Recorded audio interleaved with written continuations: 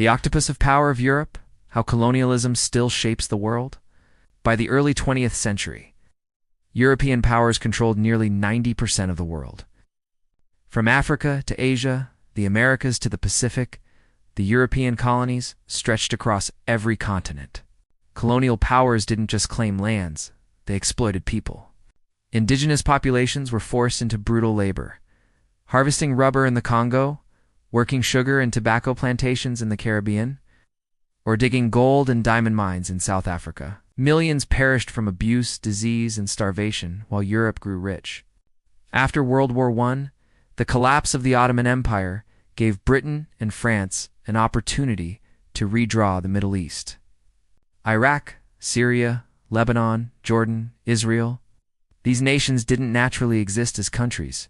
Borders were drawn by outsiders, leaders were installed to serve European interests, and resources were controlled from afar.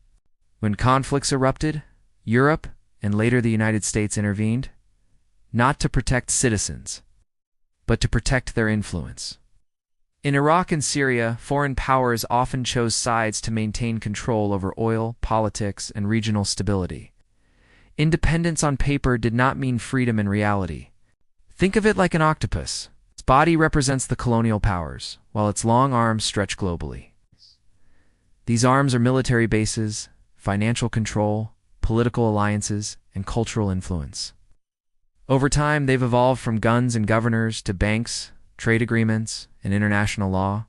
The United Nations, the IMF, the World Bank institutions founded by colonial powers often enforce rules that favor the wealthy. Many former colonies still operate under borders drawn by Europeans, with leaders trained or backed by foreign powers, and economies dependent on loans and aid. Weakness and dependency make them vulnerable to influence. Even after slavery was officially abolished, exploitation continued in new forms. Indentured labor, forced work on plantations or in mines, and exploitative contracts kept people under harsh conditions. Today, modern slavery statements from corporations often mask the reality. Global supply chains still rely on cheap labor, especially in former colonies.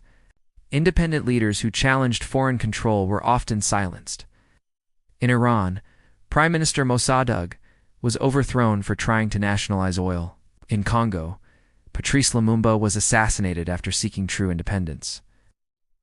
Egypt's Nasser faced invasion when he threatened Western dominance over the Suez Canal. The pattern is clear. Weak nations are preyed upon. Understanding the Europe history is crucial, as its echoes still shape the present.